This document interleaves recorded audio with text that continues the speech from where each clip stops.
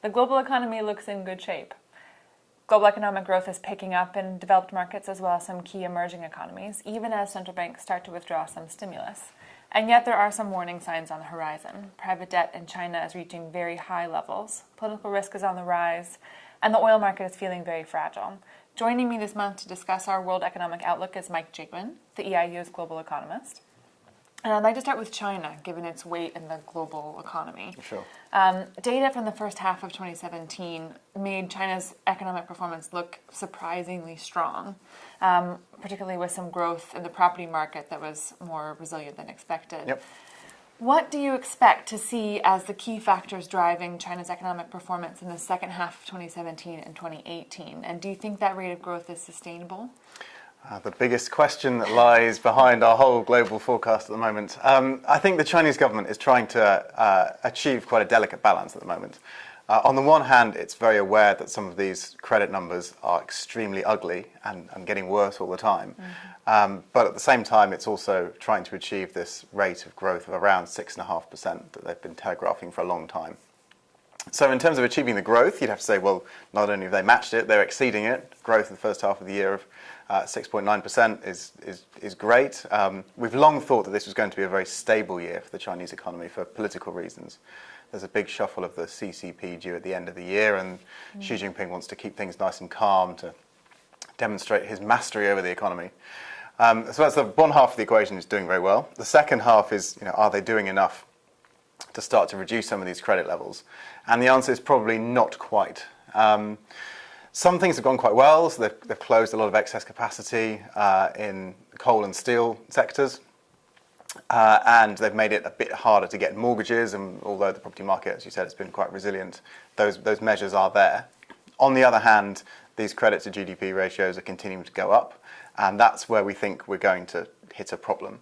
Our baseline forecast for next year is that we'll get a managed slowdown in Chinese growth from the upper sixes to the upper fours. That's obviously the magnitude of that is what's important, not necessarily the growth rate, but the step down. That's going to be quite painful, I think. But the key thing to note is that the government is going to be in control of this.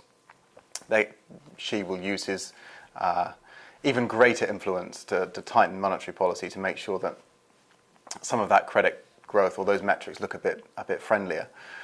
There will be some fallout from this.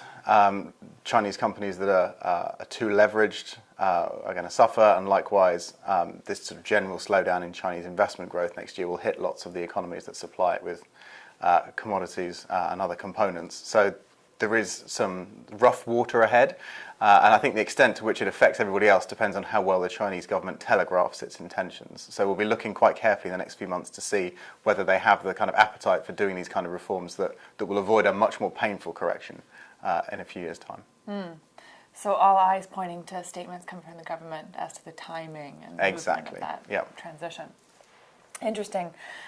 In Europe, however, things are looking fairly rosy, all things considered. I know, who would have thought we'd be saying that, right? How the tables have turned. But so the EIU has revised up its Eurozone economic growth projection for 2017 to 1.9%.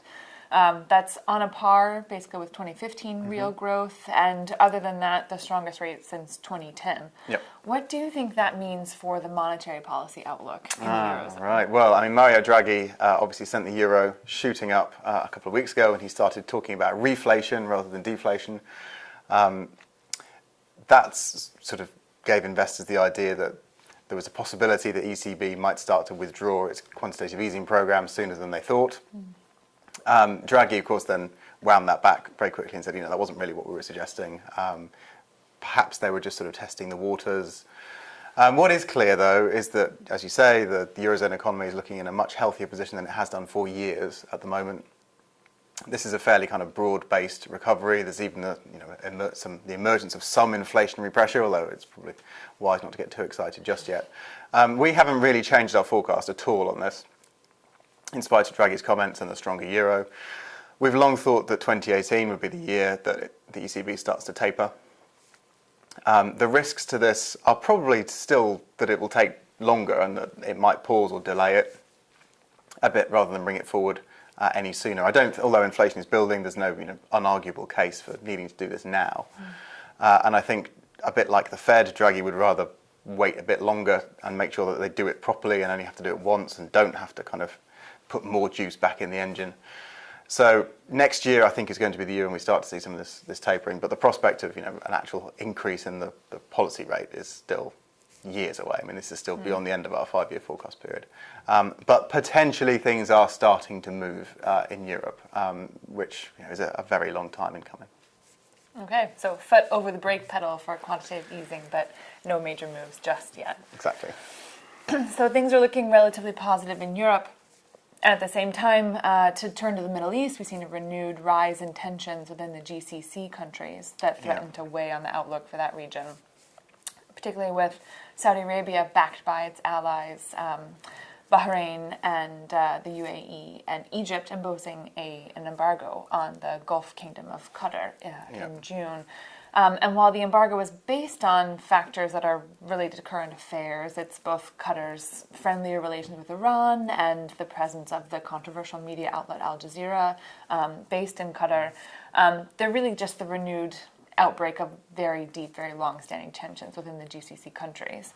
What do you think the prospects are for any agreement between Saudi and Qatar on the proposed terms?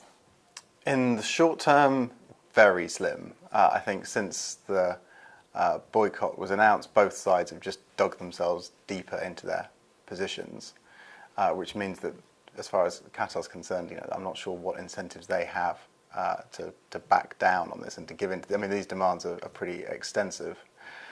And the idea is to push them into such an economic hole that they concede, but this is an extremely rich and well-resource endowed country, and the demands are extensive. So we're not surprised that Qatar has refused to comply with them. Certainly, their response has been to welcome as many foreign militaries as possible into the area to try and make this as much of a kind of military hotspot with as much risk as you can imagine built into that small area. So our outlook is that the Qatari economy is going to suffer, but over the next 5 years we're bringing down our growth forecast from the mid-2s to 1.5% for the next couple of years, and then perhaps 2% after that. We may well see a recession in the end of this year or the beginning of next year. But that is not sufficient to mean that Qatar will give up its reputation as being having contrary views to the other GCC countries is something that's quite fundamental. There is a possibility, there's much higher political risk, and certainly the position of the Qatari emir is something that might come into question if the longer this lasts.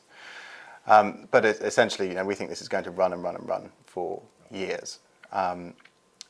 Obviously, Middle Eastern economies across the whole area are suffering from low oil prices and low commodity prices in general. I'm not sure we haven't seen, certainly in the oil market, we haven't seen a risk premium applied to this yet.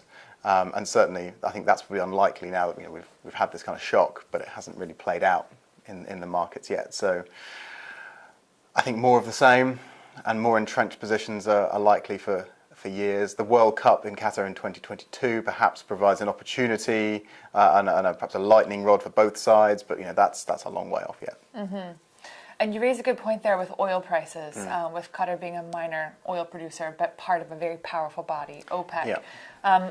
Can you expand a little bit on what you see the potential impact being on crude oil or LNG prices, given the rise in tensions in the region? Yeah, I mean, if Qatari oil was to be completely taken off the world market, that would be a shock, but that's not going to fundamentally alter the fact that we have far too much oil in the market at the moment. Qatar is a small player.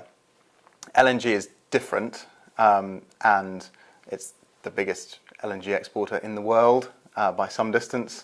The reason we don't think that the LNG market, we don't think we're going to see Qatari LNG forced off the market and prices spiking is simply because not least the UAE is very reliant on Qatari LNG. So actually, that would be cutting their nose to spite their face. Were they to do that, that would be several orders of magnitude bigger than anything that's been imposed on Qatar so far. So, I mean, there is a risk there, but I think the fact that prices haven't soared in response to the start of the boycott means that actually investors are quite aware that the possibility of that is quite remote. Great. So no major changes to oil or LNG prices for the time being, but risks are certainly climbing of a change in energy markets, depending on what is the outcome of the crisis in the region. Yeah, I think that's fair. Great. Okay, well, thanks so much, Mike. Join us next month to see our next outlook on the global economy. And in the meantime, just please visit eiu.com for any of our latest updates and country coverage.